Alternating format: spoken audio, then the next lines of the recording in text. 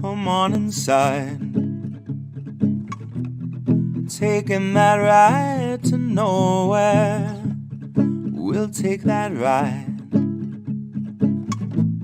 I'm feeling okay this morning. And you know, we're on the road to paradise. Here we go, here we go. There's a city in my mind. Come along and take that ride, and it's alright. Baby, it's alright. And it's very far away, but it's growing day by day, and it's alright. Baby, it's alright. Would you like to come along, and you can help me sing this song, and it's alright. Baby, it's alright. There's a city in my mind. Come along and take that ride, and it's alright. Baby, it's alright. And it's very far away, but it's growing day by day. It's alright. Baby, it's alright. They could tell you what to do, but they'll make a fool of you, and it's alright. Baby, it's alright. Hello, everybody. Thank you for joining. It looks like, let's see, we got some Jenna Whoopty. Oh, Jayson's in the comments and here. That's creepy. We've got Noli D, Call Me John. Hello, all. So I joined these comrades of mine about a month ago. They host the Human Happy Hour podcast. And I believe I was supposed to go on for like an hour and a half, and it ended up being like 3 hours because we were just having so much fun, just shooting the shit and talking about like politics and film and music and just like pretty much everything. So I kind of figured that's what we could do tonight, just have kind of a fun show. I talk about a lot of serious things. So I thought this would be fun. I'm just actually going to pull up my Twitter and we'll go through and talk about some of the things I've shared today, because some of them definitely deserve to be made fun of. So Miss Rena and Jayson, Rena, do you want to introduce yourself? Sure. Hi, everybody. My name is Rena, and I am the co-host of Human Happy Hour with Jayson. And Jayson?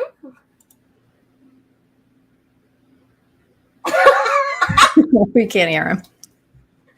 Are you on mute? Yeah, I was on mute. I have a special. Oh my God. A man of very few words. You're like a silent Bob. My name is Jayson Argento, and I am also a co-host of Human Happy Hour. Thanks for having us. You bet. And Rita also writes incredible articles as well. She writes about healthcare, which is, near and dear to me. So that's why she initially reached out to me, because of M for M for All. And then somehow we just started talking about a whole bunch of other stuff. So I am so glad to have you guys here. Let's see here. I want to try to make this as interactive as possible to those who are watching in the comments. But bear with me because I don't have anyone on the back end, so to speak. So I'm going to be finagling this with my little bit of eyesight.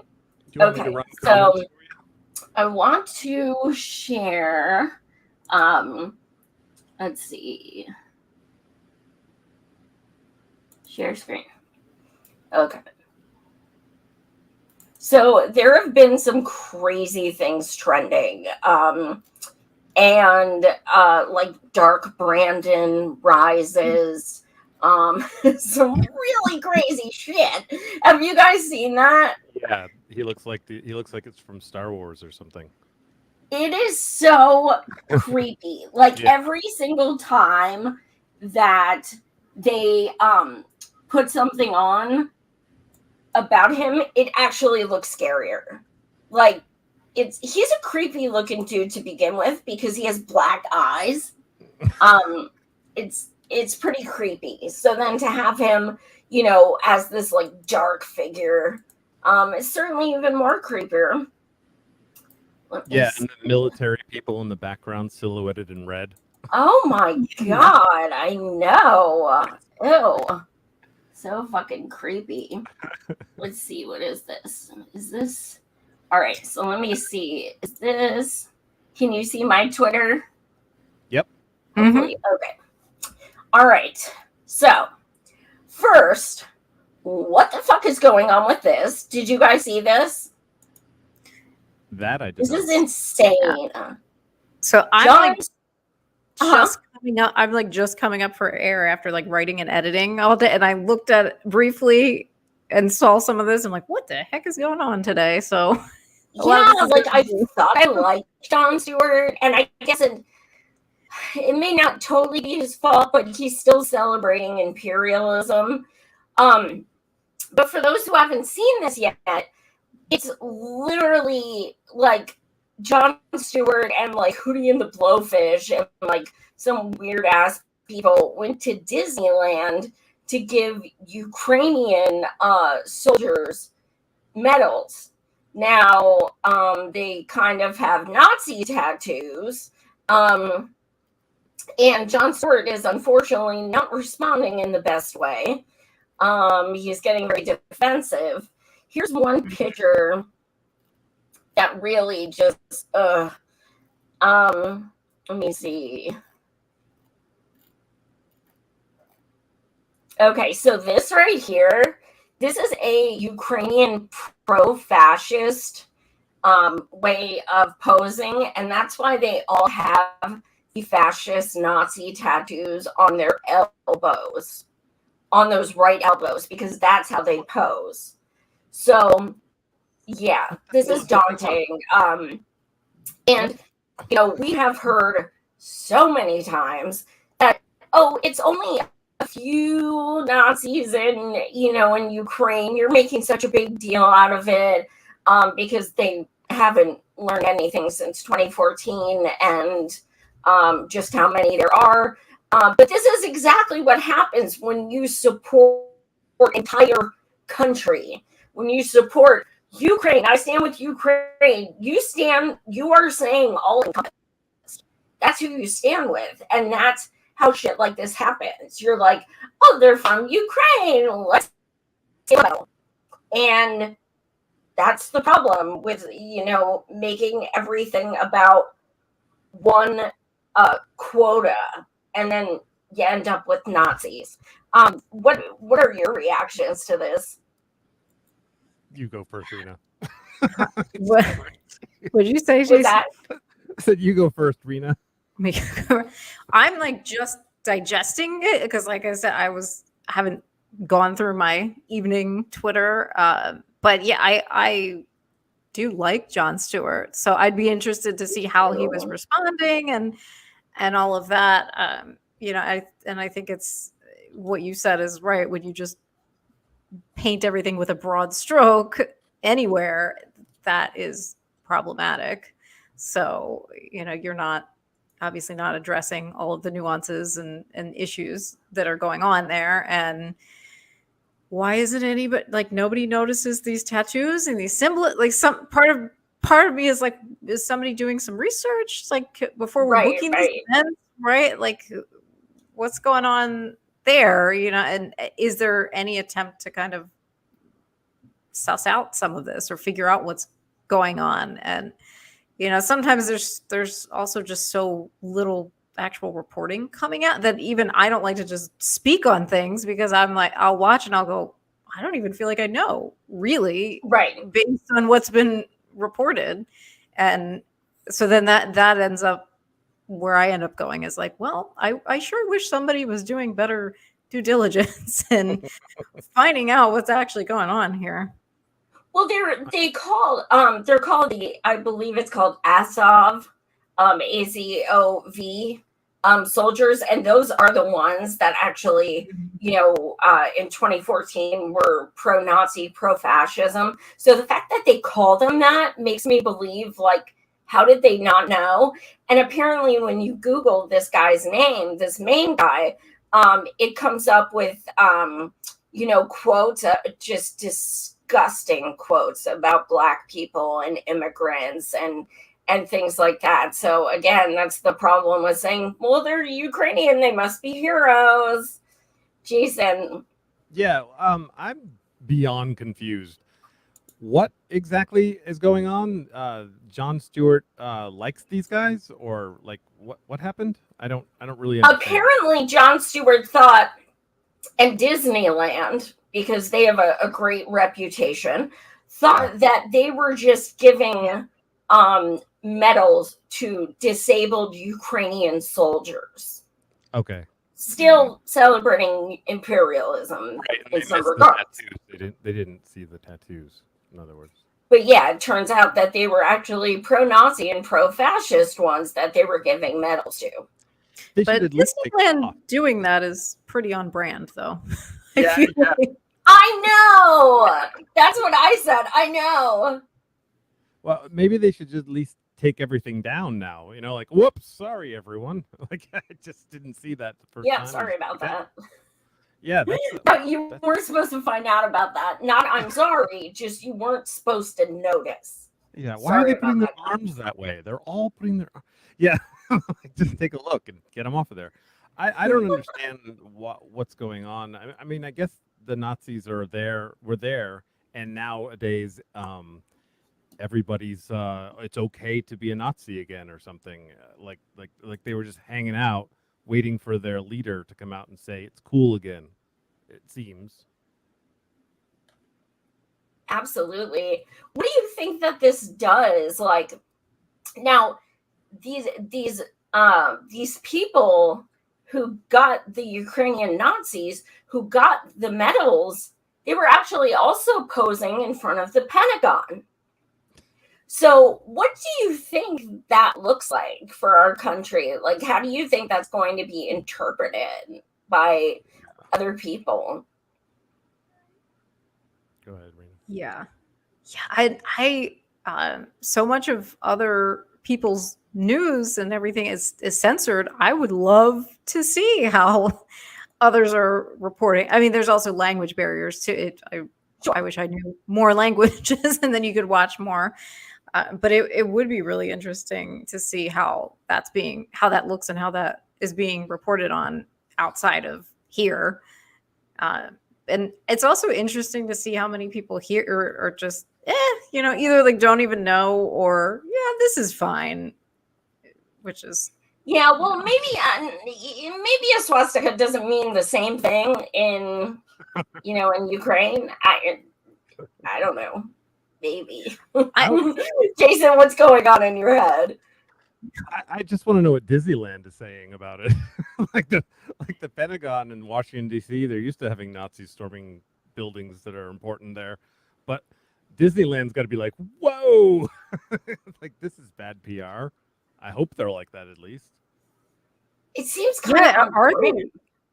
Are they saying anything? Like, I mean, I have not seen a response from government. Let's put it that way, from anyone in government.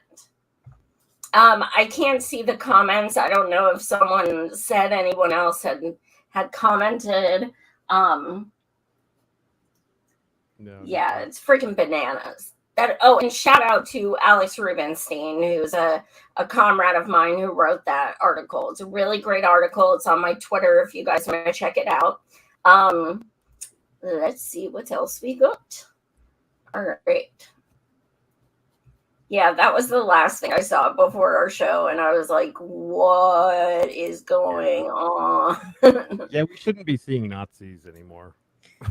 That should be something we don't see anymore. Yeah. It should just be like a... Yeah, it does feel very on brand for Disney, though. I concur. Let me see here. What else we got? Okay. All right.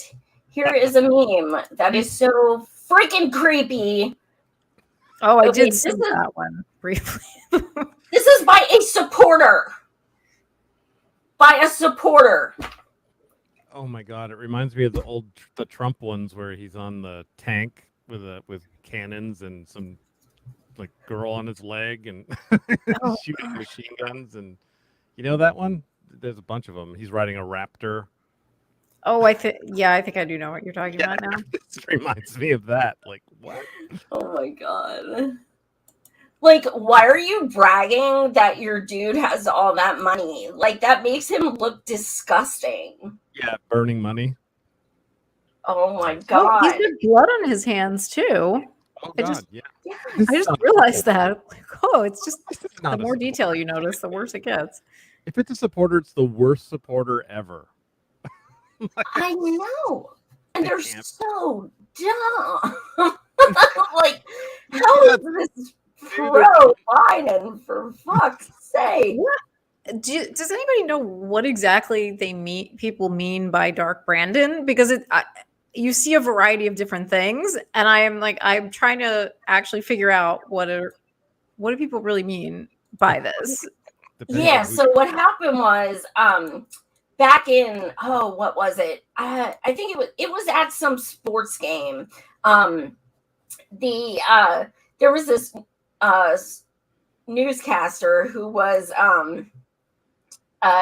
they were saying they started cheering "fuck Joe Biden," and Oh yeah, the that I newscaster remember. was like, "There they go, let's go, Brandon! They're cheering for you. Do you hear that?" And it just became a thing. Like, that means "fuck Joe Biden." Yeah, but when did he become Dark Brandon? Like, that's the part that I'm missing. So I know I like the think- Brandon thing. Yeah, I think it became like, you're gonna make fun of him. Well, we're gonna turn him into a superhero then. And I think it only started, I would say, less than a month ago. It was a Twitter thing. And it was actually kind of witty for the shit libs, because usually they don't put that much thought into it. Like, it's actually like, okay, we'll call him Brandon too, but we'll, change it so that it's so positive, even though it looks scary as fuck. Yeah. See, I thought that it was originally from the right wing saying that he was the leader of some cabal, and then the left took it and said, "Oh yeah, we liked that. We liked Dark Brandon." So that's what I thought happened, but I could be wrong. Because sometimes No, Dark Brandon is legit. Blue waves, Really? Ukrainian flags. Like, it is like the next Ukrainian flag. Where did a lot of those go anyway?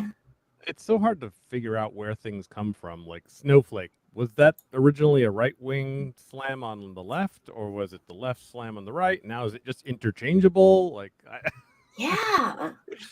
like everyone's using it now. I do see know. somebody in the comments says that he became Dark Brandon after he canceled some student debt that won't even cover interest payments. Yeah. So I get yes, you're right. You're right, because they were talking about, like, he's had so many wins and he just keeps going. I remember people saying he's had so many wins, and I'm like, the corporations have had wins. We, the people, have not had wins. I don't understand the whole thing. I saw a tweet today from George Takei, who I actually like a lot, and he said, "I like Joe Biden. I support Joe Biden. I trust Joe Biden," or Joe, he said. And I know he didn't see my comment, but I just wrote, "Joe Biden? Are you serious, man?" Like, what the hell? Oh, George Takei, you mean? Yeah, that's what he tweeted. Dude, oh my God. He is, anyone in these comments who's on Twitter will tell you, he is one of the worst shit libs in existence. He will literally shame people. He literally tries to get people to sign papers that they will vote blue no matter who. Like, he is fucking obsessed. And I'm just like, George, your life isn't going to change regardless of who is president.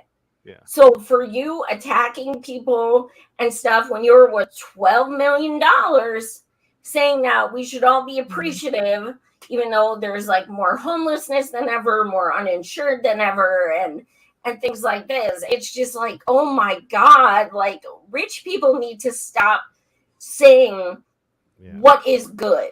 Because no, I'm sorry, you don't have the right to say who's a good president, because your life isn't better or worse depending on it.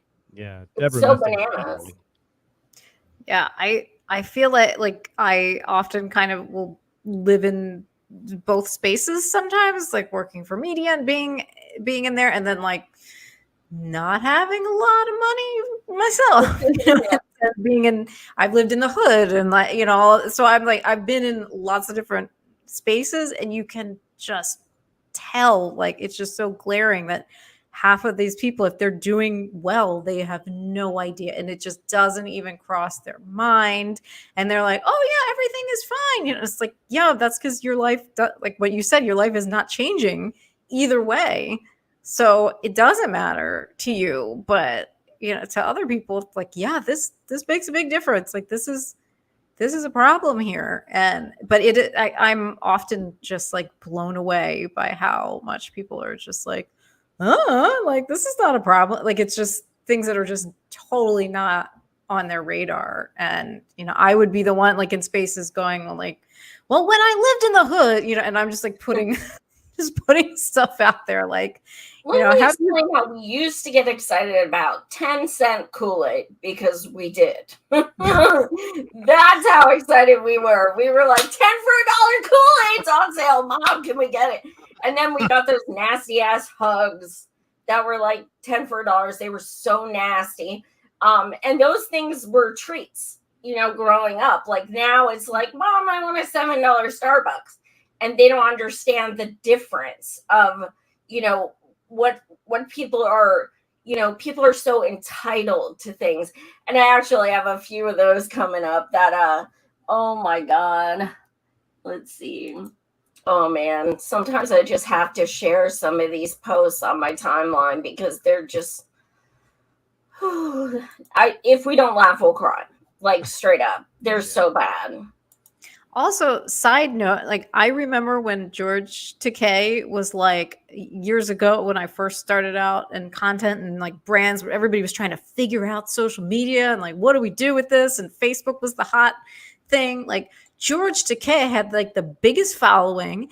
Everybody loved him. And it was just all about George Takei. And I remember having to like analyze his Facebook page. Like, what is he doing well? And what can we apply to our brand and all of that? So it's Stern show. That's why it's wild. What did you say? Yeah, the Howard Stern show, and he became a huge hit on there. That's what happened with him. Oh, Howard Stern. Yeah, him. And what about Howard Stern? George Takei was on there for like all the time. Oh, he took over for Jackie for a little while, and then for Artie for a little while, and then he stayed on, and that blew him up. Just so I have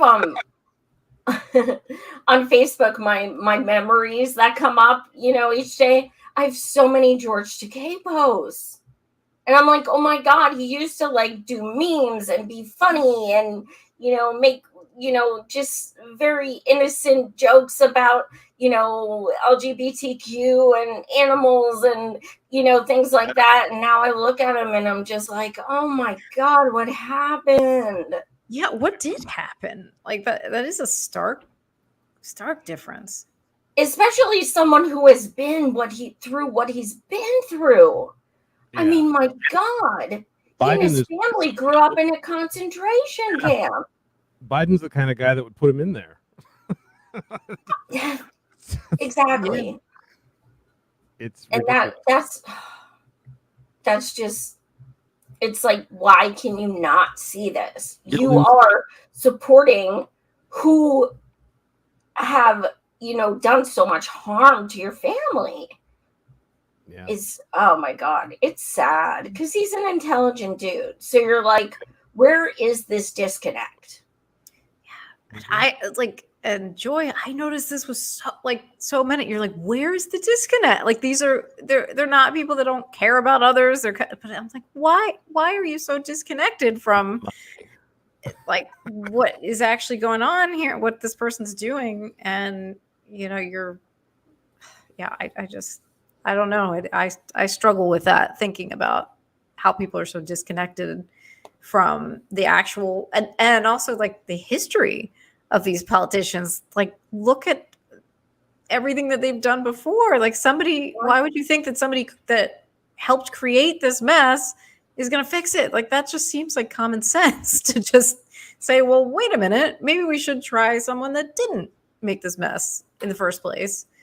Exactly. And, it's, like go up to kids in cages and ask them if they're happier now that they're in kids in cages that under, blue cages. Is their life better? Because this whole like Dems are, everything's better when the Dems are in charge, like George Takei pushes. It's really just, I think it's cognitive dissonance. I think it's lack of empathy. I think it's lack of even trying to understand where the pores are coming from. Yeah, isn't Biden right now breaking records for deportation? I read that somewhere or saw it somewhere. Can you turn your mic up? Oh, sure. I missed what you said. Oh, isn't Biden right now like breaking records for deportation? Oh, I don't know. Yeah. Or breaking records for what? For deporting immigrants. Oh yeah. Mm-hmm. Kids in cages and deporting. Yeah. Absolutely. More than Trump. Absolutely. And they're the ones who started it. Him and Obama. I mean, they called him, deporter in chief. But the other day, oh my God, it was pure hell because it was the anniversary of when Obama wore a tan suit. And oh my God, the shit libs just went crazy. This is the anniversary of the most scandalous thing our president did. And he went 8 years without scandal. And it's like, that's because y'all weren't paying attention. Mm-hmm. He did tons of shit. He dropped more bombs than any other president in history. But you didn't pay attention. So just because you think that was the biggest scandal, Mm-hmm. they equate it with like sexual assault and stuff, and they forget about Slick Willie and Biden, and they think well, Obama's black, so he wasn't racist like Trump, and and it's just this hero worship of Obama, and just saying that was the craziest most controversial thing he ever did is just, my God, the hubris and the ignorance. Yeah. So I just responded to people, well, he has to look dapper while he's droning kids. Yeah. I got a lot of blocks from that. Oops. I love how yes, he was handsome and well spoken while he was bombing people. Yeah.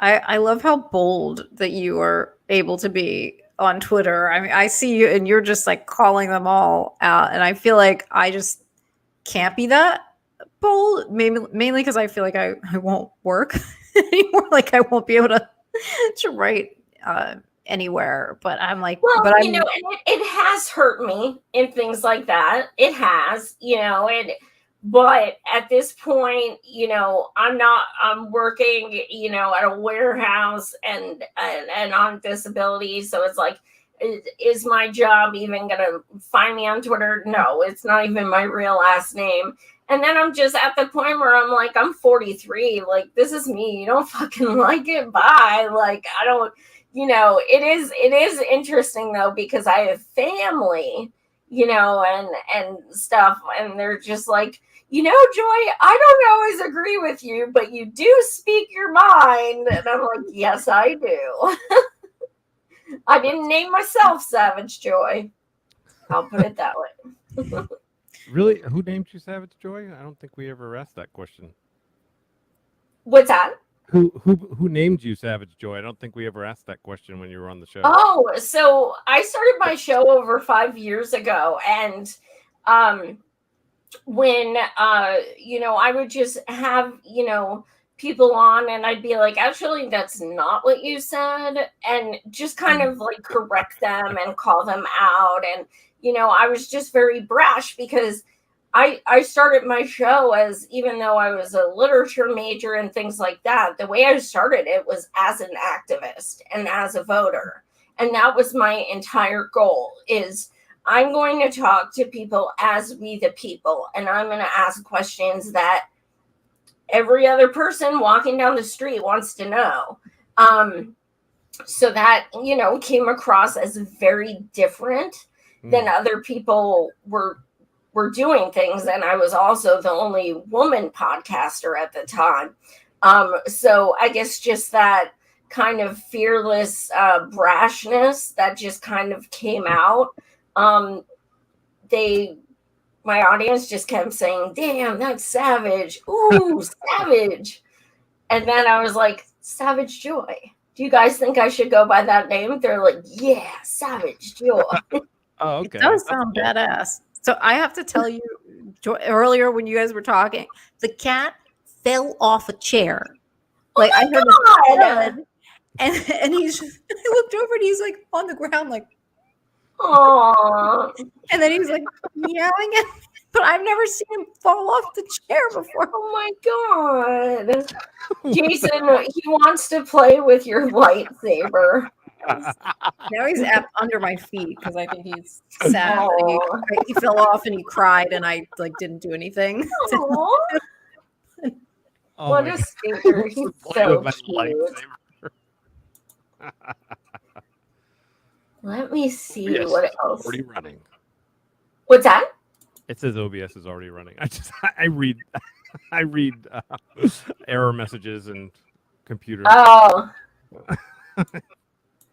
Let me see what else we got. That's what we're looking. That's what we're looking at right now. We're looking at OBS is already running. OBS is already running. Unless you meant to do this, please shut down and yeah. You're reading the whole. Well, that's what I just wanted. She might not know she's sharing that, but that's what she's sharing. Oh my god! Wow, I cannot multitask myself. This is not easy. Oh my. Oh, okay, so we're gonna say screw Twitter for now. Just because I really can't see what I'm doing. But there's so much other stuff going on. So let me paraphrase and see what you guys think. So there was this woman, I read this article today.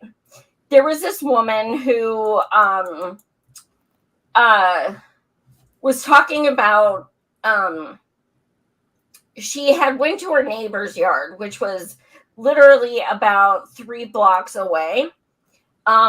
Or 3 streets away, I should say.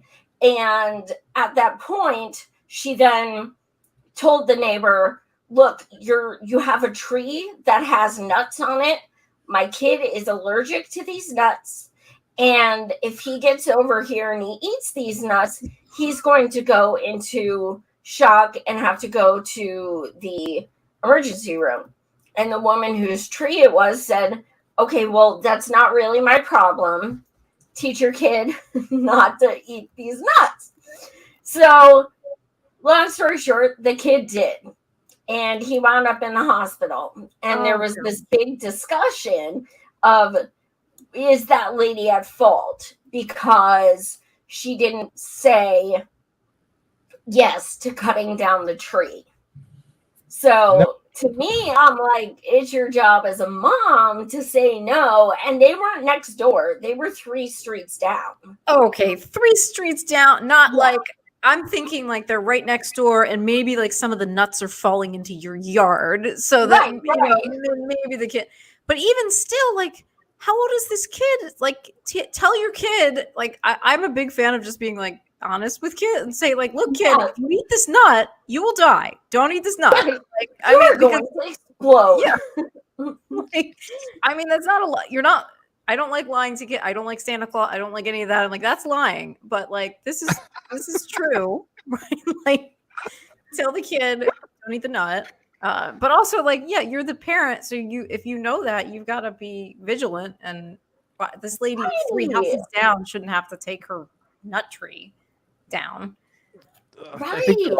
They all have a point, but legally, it's definitely not the woman's fault for not cutting her own tree down. I mean, it sucks that it happened, but Yeah. legally, I can't even imagine how that could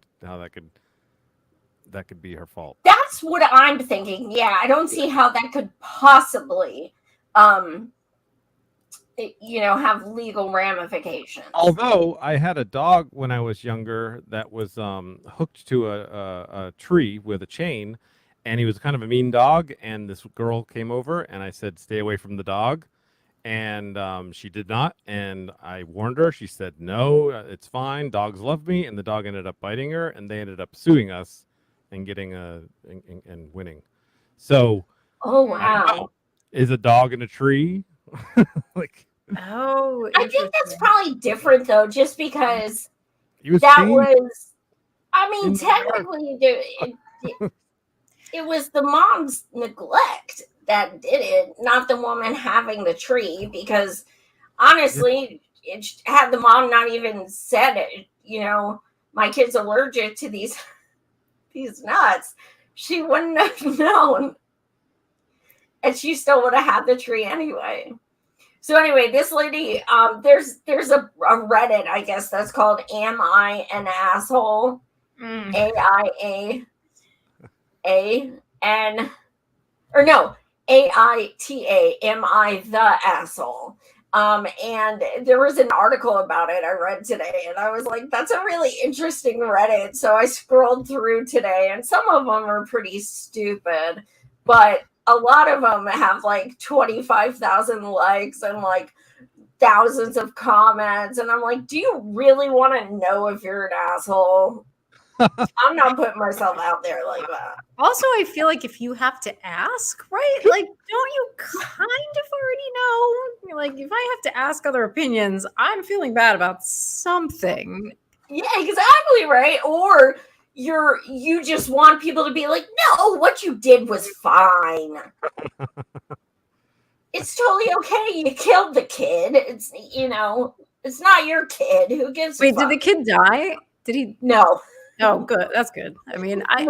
like, you don't But I want think, something to happen if to I the remember kid. But correctly, he was 8, so he was old enough to yeah, know. old enough to understand. Don't eat that nut, kid. Like, yeah. Yeah. Seriously.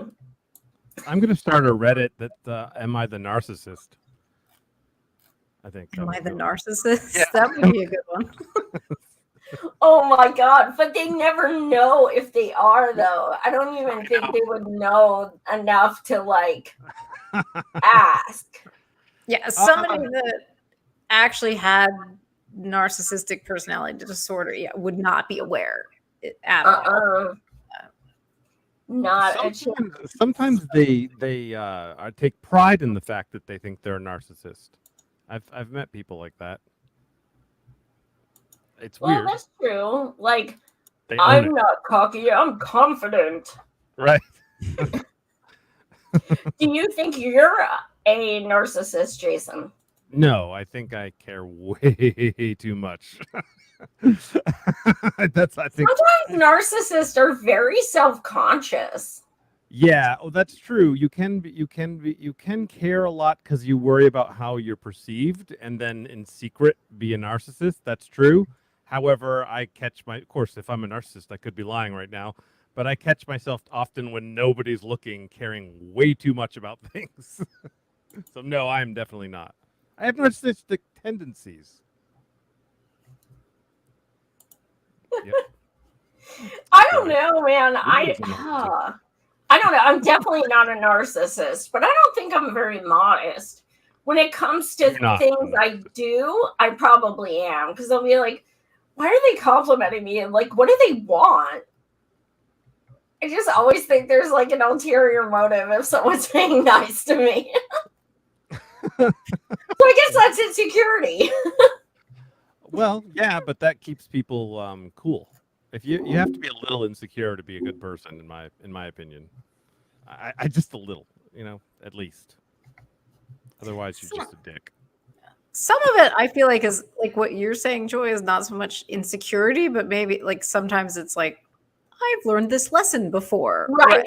Like, so I feel like if you've had certain scenarios or that people act in certain ways, then you're gonna kind of brace for that same pattern, whether it's there or not. So I think some of it is True.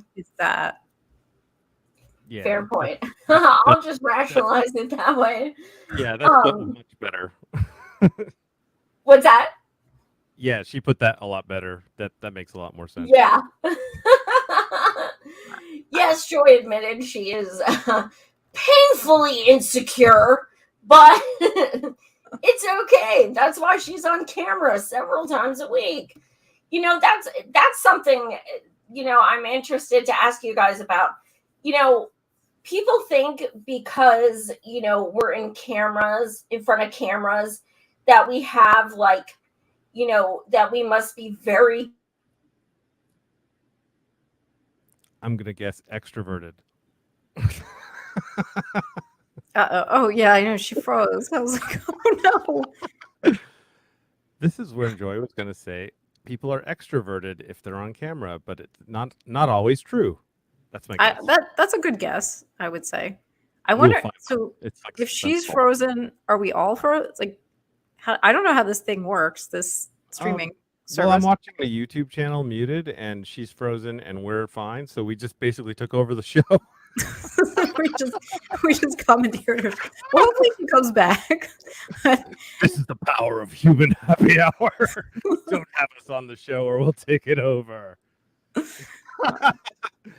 don't pay for a whole seat, but only need the edge. Okay, so somebody says in the chat. We So have the she. show now, somehow. Oh, it's human happy hour.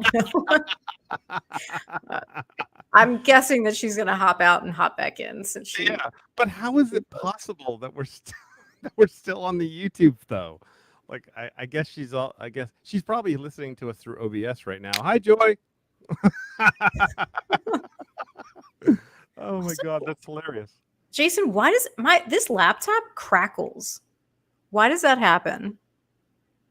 Oh, actually, I'm hearing a crackling too. I think one of us. Well, I had to turn my microphone way up, so I might be popping a little bit. I've never had my gain this high before. It's like No, it's not the sound, like the actual physical keyboard. I don't like, know what the fuck just happened. We just took over your show. We were like, "Hi, it's human happy." Hey, go for it. I thought the whole thing was shut down. I was like, no, I gotta create another link and people are watching. And call me John. Thank you for the text, but stop calling me bro. I love you. But yeah, what I was saying is like sometimes people think you're automatically like so comfortable in front of people because you do this. So what do you guys think about that? Are you comfortable in front of cameras? Did it take a while for you guys to be like, people are watching me?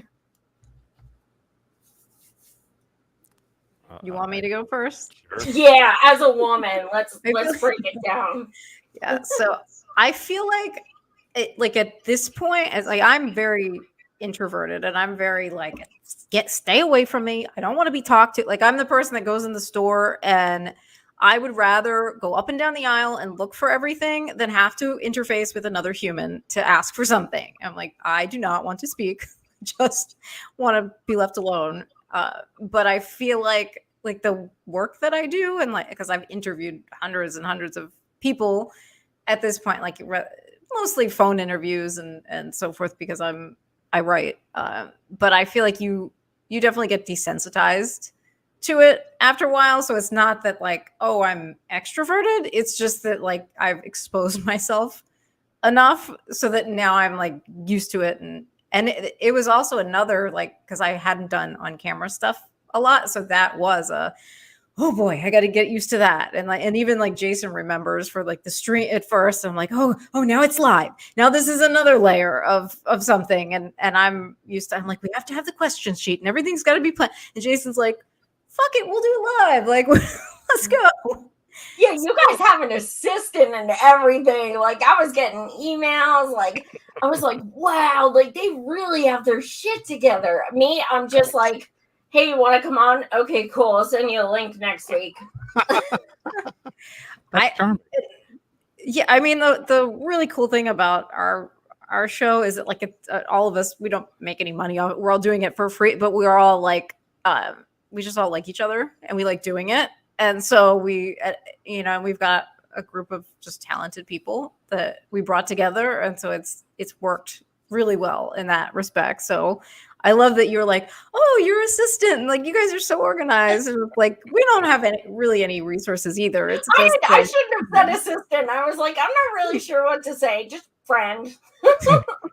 Yeah. But yeah, it's a group of friends that we've done other projects together, and we're like, hey, like let's do this thing.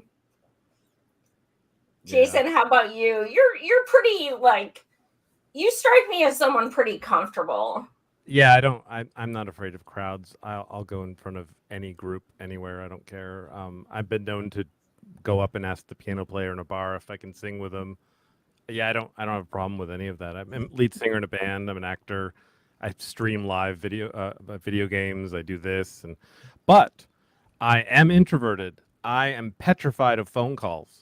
I hate them. Oh, phones. I don't like them at all. They make me so anxious if I know I'm going to be on a phone call. Oh my God.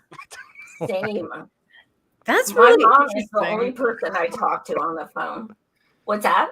It's interesting because both of you are okay on camera, right? Like, and I actually would prefer to be on the phone because I'm like I don't want to look, because I'm always worried about what my face is doing.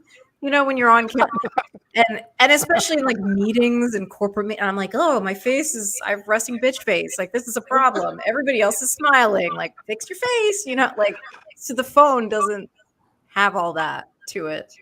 Well, I before I knew how to make graphics, the YouTube would just grab a screen share from a random part in the show, and that would be the thumbnail, and I'd always be like, I would have the like, you know who Chloe is? The like, you're going to Disneyland, and she's like that's my face, like continuously. Of a thumbnail, and they're all bad. What's that? You get like 3 choices of a thumbnail in the YouTube studio. Yeah. Bad. And it's like, no, I'll just do the video over before I pick one of these. So bad. What do you both the hate people about look at it and be like, she must be a comedian. Actually, I'm not. Because comedians are the only ones who can like make faces like that. Like some people on SNL, like, okay, take like Chris Kattan, Rachel Dratch, like people like that, like they could only be comedians. I can't see them doing anything else. Yeah, possibly. Oh, that's what I was gonna say. Who do you guys like? Who would make you pee your pants if you could interview someone? Satan. Satan. I don't know. Joe Biden's busy. Sorry. Patrick Stewart. Really? Oh, hell yeah. I would die. That would be cool. It'd be insane. How about you, Rena? I don't know if I have like one person really.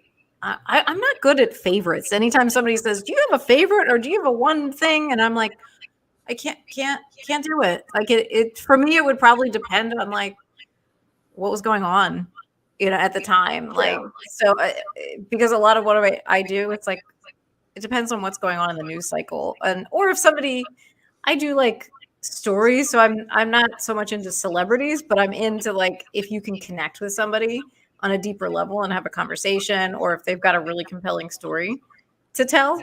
So if there's something like that kind of floating around, that's what I would gravitate to. But I'm terrible if you ask me on the spot, like, who's your favorite or who do you want? Terrible. I'm like, can't do it. Oh, I see in the chat, Roger Waters. That is a good one. Ooh, I would definitely pee in my pants. Yes. That is a good one. Susan, I have met and almost peed in my pants. Yeah, when she followed me a couple years ago, I almost cried. And No, I did cry. And I still check to make sure she's still following me all the time. Actually, you know what? I really love Chris Hedges. And he, yeah, so I would be like so excited. And yeah, that would probably throw me just to because I've read his books and I watch him and I feel like he's like one of the last few real journalists. So I would go pretty nuts for him. I met him and he's just as intimidating as you think he would be. Yeah, and he just has not a soft and fuzzy dude. Yeah, and he has just such a vast catalog of knowledge too that it oh my god, yeah. Yeah, so I might pee my pants just because I'm like, like we are not worthy. Like this, like, listen. Yeah, exactly. Like, you feel like anything you say, he'll be like, your IQ is not even half what mine is. I think for me, well, I know for me it would be Flea. Oh, hands down. And speaking of which, I'm going to see Chili Peppers for the 8th time tomorrow. Oh, wow. Oh, nice. But yeah, Flea he's just fascinating and he's wonderful and he's just, I don't know, like I read his book and it's so interesting. And then also, Henry Rollins. I met him. I'm going to see him again. He's fascinating. He has stories for days. So I like, people who are intellectual and musical, like even Greg Graffin, I think would be fascinating. Who do you, what's your musical influences, Jayson, if you're in a band? Oh no. I like Bon Jovi. I saw Bon Jovi in concert. I'm not going to make fun of you. Granted, it was for my mom's 75th birthday that I got the tickets. True story. Because she called him a hunk. She's like, oh, John Bon. She's from Boston, and she's like, John Bon Jovi. He's such a hunk. Oh my God, living on a prayer. And she's there like singing and dancing and going like this. And I'm like, Mom, don't dance like that. Oh my God. It was the time of her life. So why are you embarrassed of John Bon Jovi?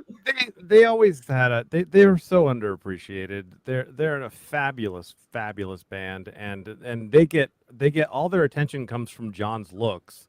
And it's really irritating because the musicians in that band are absolutely amazing. Well, Richie isn't with them anymore, but yeah, and so they just when you look back in the 80s and you say Bon Jovi was a big influence, it's laughable to a lot of people for some reason. I think they're amazing. No, I mean, my God, like anyone who grew up in the 80s appreciated Richie and the lyrics and oh my God, like I'm still like huge on Motley Crue and I saw Guns N' Roses like 3 years ago and they killed it. They sounded better than ever. I could not believe it. I went for nostalgia reasons and they killed it. So who else do you like besides Bon Jovi? I also like a lot of just singer-songwriters. Like Sarah McLachlan is probably one of my favorites of all time. I absolutely adore her. And then back to hair bands. I like a lot. I like, you know what it is I think hair bands back then were really talented. Like, first of all, Kami John, Tico Torres, yes, amazing drummer. He's the drummer of Bon Jovi. But like, you can't get better musicians than the hair bands. They were all like so incredible. And then when it hit the 90s, it was cool to be bad at your instrument and bad at singing suddenly. Yeah. Except it was like, what? It's like 3 chords, played badly, sing off key, big hit. Did you guys ever read The Dirt? No. By Motley Crue? No. Oh man, That is, oh man, I don't know how they haven't been arrested a million times. I felt like I had hepatitis after I read that book. But then last month, my husband and I just finished listening to the audiobook of Noah Fex's thing, and that definitely will make you want to take 300 showers. It's fascinating yet absolutely repulsive. But I like when bands are, transparent about like what pigs they are. It's kind of fascinating. Yeah. I do not know what sabotage is. I mean, I know what the word is, but I don't know the band. But you don't know what? Kami John asked if what do I think of sabotage? Oh. Is that I thought that said savage. It says savage, and then it says sabotage. Oh, Savage. You mean her, or or like, is there a band called Savage? Like I'm. It must be a band because there's a lower comment that says "good stuff, great '80s metal." I'm just getting into sabotage now. Oh, okay, cool. I'll check it out for sure. Now it's back to sabotage again. It's autocorrect. Oh, I like Savage Jayson. Yeah. Savage Jayson, yeah. I like it. I mean, Jesse Jett does my theme song, Talking Heads, one of my favorite bands ever. Rena, who's your go-to? I'm again not with the favorites. We have. I'll go all over the place, like except for country music. Like that is the one that I can't. But like I used to, when I was young, I used to go to like the punk shows and local bands, and like was into that. Like anything that was like like I recently went to God, now I can't remember the famous place on Sunset where that Johnny Depp used to own because they're about to tear it down. Viper Room. Yes, Viper. I don't know why I couldn't think of the name, but I recently went there and they had like some of these like local, they had some local hardcore and metal bands, and it was so fun. I was like, I think I'm 15 again. I might need to get in that mosh pit. Like, so I think like for me, it probably depends on like, I guess, life stage and area. Like, so I've had periods where I was into that. Then I did go through my my rap period. And I will really listen to mostly anything. Like I said, but country I can't do. Same. But about 2 weeks ago, I saw Rage Against the Machine. Oh yeah. Well, then I have seen them like when they used to have HF Festival. Like I don't know if anybody knows what that, but I have seen them years ago. With a what festival? It was called. I guess it was a local radio station in Maryland, and it was called the HF Festival, and they would have yeah. And so I used to go there, and I remember seeing Rage Against the Machine there. I would see them again for sure. That was my bucket list. And they played with Run the Jewels, which... Oh, yes. Oh, also, I'm bad at remembering what music I like, honestly. Like, now that you're naming things, I'm like, oh, yeah, I like them too. Oh, man. I just got goosebumps. They fucking killed it. And, like, Rage has been my number one for about 30 years. So to see them, it was... And they just sounded amazing, and Run the Jewels with them, and it was a dream come true. It was at Madison Square Garden, so it was just like yes. Did you guys kind of learn a little about politics through Rage? No, I no. Yeah, not when I was like I can remember like thinking like this is subversive, right? Like when I was a teenager, but not really like all of it, not totally clicking, right? Like now I have a much greater appreciation for them than I did back then. The lyrics didn't hit me till later. It was more for me. It was the music, and then later I was like, oh, oh, okay. I get it now. Yeah. It was crazy though, because like, you know, Zach would say things in between songs and he'd be like, put your fists in the air and say, you know, I Kira won't do represent what you told him. myself. I'm not represented by the people elected in government, and like 20,000 people are like, yeah. And I'm like, how many of y'all fuckers voted for Biden? Because you don't get it. Yeah, right. Like, man, that's disappointing that there's so many people saying that. And you're like, but what about the action, people? Come on now. Like, Exactly. And he's like, Zach's like, you know, people need to get active. Yeah.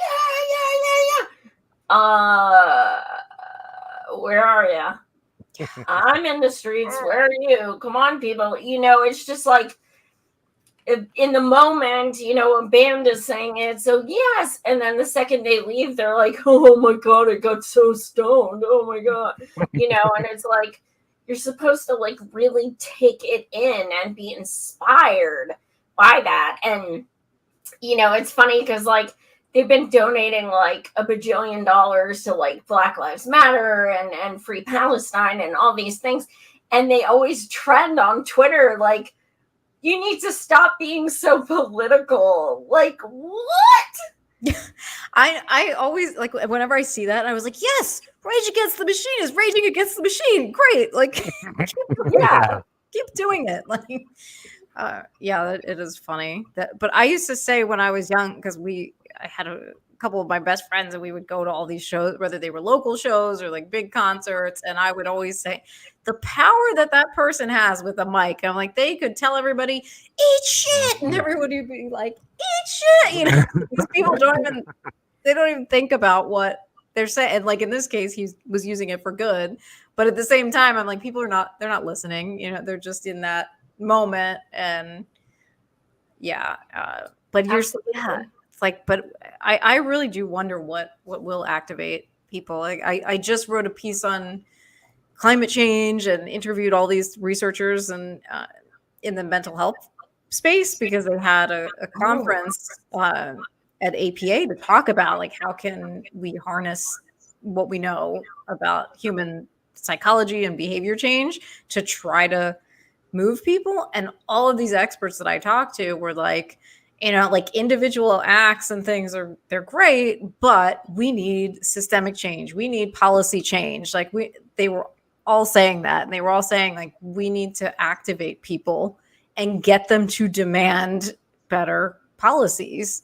And, you know, we're not going to get that if you can't mobilize people. So, but I thought it was really interesting because it's not something I usually hear from like clinicians, you know, and people, but they were really, I mean, they weren't like militant about, you know, or anything, but they were very like, hey, these are the facts. And if we don't get people to ask these elected officials to improve things, we're not going to move the needle. And they were just like, sort of, this is objective fact here. And they were like really happy to talk to me so that we could get the word out. But yeah, it's like, what people see all of these events, they see, like, you see it in your own life. And yeah, it's like, what is it going to take?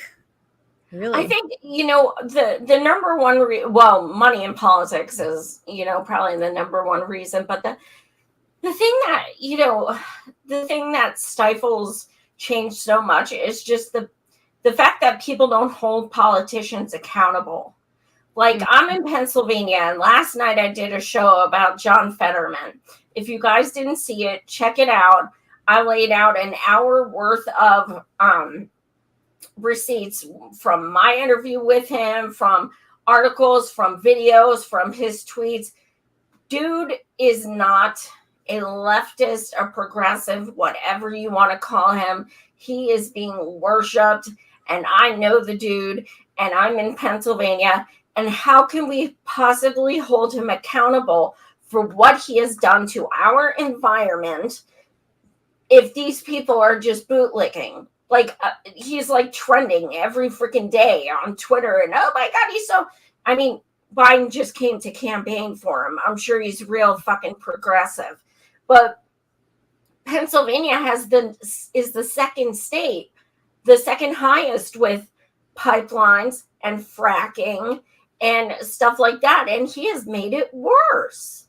So to have all these people like, yay, yay, and he praises the ACA, he doesn't even push Medicare for all. Like, I mean, there's so much wrong with him, but people don't want to hear it. And that just makes people like me in Pennsylvania, people are, it's very much, very much like Hillary. Instead of but Trump, it's but Oz. This has nothing to do with Oz. This has to do with us holding Fetterman accountable and not worshiping him and telling him what he's done to our state is not acceptable and he needs to change and do X, Y, and Z. But people don't do that. And I think, when I've done that, it's literally put legislation in the works. Because when you actually go to these people and you hold them accountable and you say, look, this is what needs to happen, they actually do listen, because it's so rare that people do that they're like, oh, okay. Like, I mean, because me and two of my comrades met with Congressman Ro Khanna in DC, medical debt cancellation is literally being written into legislation because of our discussion right now. So, like, hold people accountable. That's how change is made. So by holding people accountable, that means get in the fucking streets. That means saying, we demand X, Y, Z. Like, don't ask. Be like other countries who just get in the streets and like, no, we want this, we want that. And it happens because they come out in the hundreds of thousands and they demand it. I don't know. What do you guys think it's going to actually take? Like, I know it's going to take people in the streets, but what do you think is going to actually acclimate people and activate them to actually get in the streets? I don't know. I think it's I don't think it's something that will happen all at once. I think people in the United States are beaten down and they really just have a lot of their own problems. And when you look at like European countries, I don't know, it's hard. Like, I feel like you either have to be everyone's a third-class citizen and down and broke and starving to death for some kind of a revolution, or you got to have people comfortable enough to be able to do other things. And we're neither of those right now. Like, for instance, I'm like, my financial situation sucks right now. So if there was a protest downtown, I don't have time to do that. I have things I have to do, and the things are just clouded in my brain. I'm not starving, because then I would have to get out into the streets. You know what I mean? And I think America's kind of stuck in that weird place where they're just numb and distracted as fuck, because you can watch anything you want for $4.99 a month or $10.99 a month, or and people go for the dopamine like shots, which I do. I'm going through Stargate SG-1 right now, every single night. So, and it numbs you. You just have endless entertainment, and you just don't have the focus. If you didn't have that, you'd be like, hey, what's going on? Let's go do something. And I think we're not doing that because of all of that. That's a really good point. Like, that's something very different from the 50s and 60s, is now we have a whole hell of a lot of distractions. That's a really, really good point. Rena, what do you think it'll take? Yeah, I mean, I do think that's spot on. And also I think, like, because of all these digital things, people aren't really meeting their neighbors in their communities anymore. So we aren't like building that sense of, hey, like, now I know how other people are really doing. I mean, the versions of ourselves that we put out online are often not how the reality of how people are doing too. So I do think, I agree that we're stuck in this weird space. Too many of us are stuck in this space where, like, my head's just barely above water. So I've got to keep working. Like, I mean, I'm there too. I'm like, I got to work. Just to keep keep the roof over your head and food and everything. And then, but you're you're stuck in that hamster wheel. And so then you're like, well, I got to keep doing this or else I will be out and I'm tired. And so I'm just going to check out and watch Netflix now because I'm exhausted from trying to keep my head above water. Yeah. So I see things in the chat. My neighbors are predominantly Nazi. These are interesting comments back to back. My neighbors are predominantly Nazis, and it says aggravated progressive. And Jonathan Harling says, I think racism is such a big problem here in the U.S. that most people, there's a little icon, refuse to work together. Yeah, that is another really that is a really good point. Opposed to other countries, we are so divided by race. Yeah, whereas I think like other countries, you mostly have people of the same racial background, and so they're like, yeah, we all have the same working class struggle, like let's do this together. And here you have all the different groups saying, well, it's their fault, or and we just also can't seem to break those racial barriers and because what you really would need is a multi-generational, multiracial coalition of working class people. And that is, I think, really hard in this country because for so many years they've been intentionally divided. Absolutely. What is something that, well, first of all, promote your show, and where can people find it, and give an idea of what people, can expect on it. You want Jayson? You know all the handles. Go ahead. Well, if you go to humanhappyhourpodcast.com, because we couldn't get the same name for every social media, I decided to make a landing page with everything. So if you're a Twitter person, you'll find the link there. If you're an Instagram person, you'll find the link there. Also on our YouTube, which is the Human Happy Hour, they're all there too. So whatever your flavor of social media is, we've pretty much got it covered, except for we're not doing Snapchat yet. Just you don't want kitty faces and stuff. Yeah, I'm not sure what to do with that yet. But I did TikTok. We got TikTok, and so. But I don't know. I don't really like Snapchat, to be honest. but maybe someday. But what can we expect? What can you expect by watching us, Rena? Just me, just sitting here.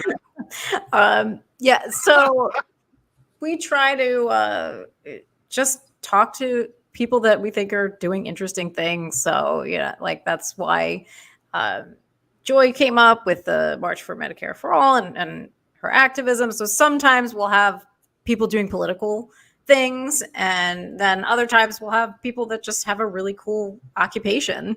So we had the logger, who was the guy that like has a one-man show and goes around Vermont, and then we also had an artist who lives in the Netherlands, and we've got coming up, hasn't gone on the channel yet, but we've got somebody who's an expert working with autistic people. So all sorts of things, and the idea is to just kind of bring people together and explore commonalities and sort of the human experience. And you will also see a good amount of the cat. He aside from weirdly falling off of the chair, he's behaving himself. But Oliver Dennis will pop up and make an appearance, and sometimes play with Jayson through the video. So you'll see a little bit of that too. But but we're young, so we're still kind of getting our footing as a channel. And certainly if you've got people that you think are doing some really cool, interesting things, shoot us a message on our Twitter. Hell yeah. Well, I cannot thank you guys enough for joining. It's been amazing.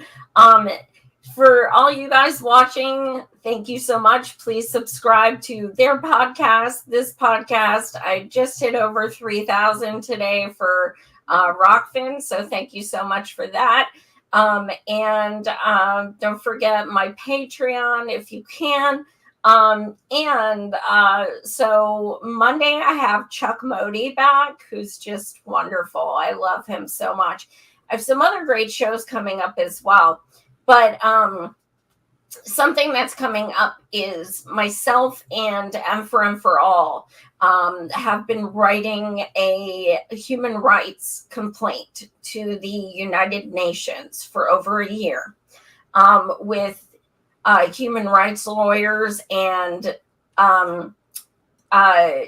people who have been activists for decades, things like that. And we are filing a human rights complaint with the United Nations that 40 million people are uninsured in the middle of a pandemic.